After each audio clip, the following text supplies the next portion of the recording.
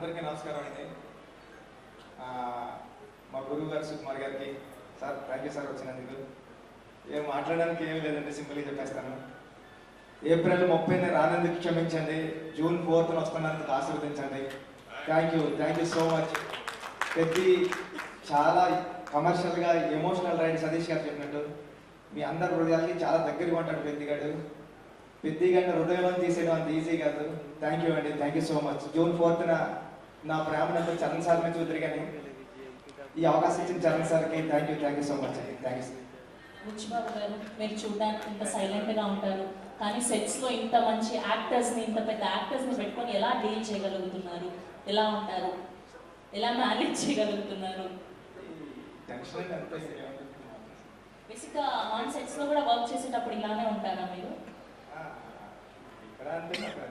సుకుమార్ గారిని అడగాలి సార్, ఇలానే ఉంటారా ఆయన సెట్స్లో కూడా వర్క్ చేసేటప్పుడు కూడా ఇంతే వినయంగా?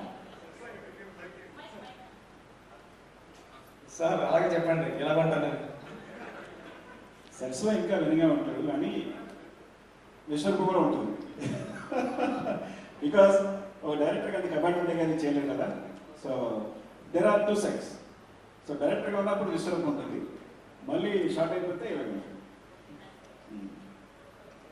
కనిపించని 4వ సింహం 2వ సింహం లాగా సెట్స్ లో వేరే బుచ్చిబాబు గారు కనిపిస్తారనమాట.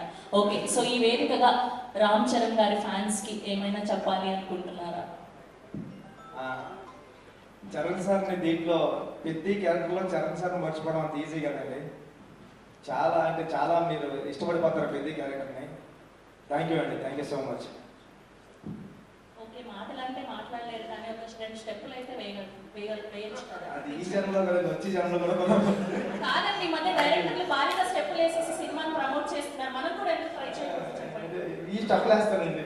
థ్యాంక్ యూ థ్యాంక్ యూ అండి, thank you so much. So 4th June మనం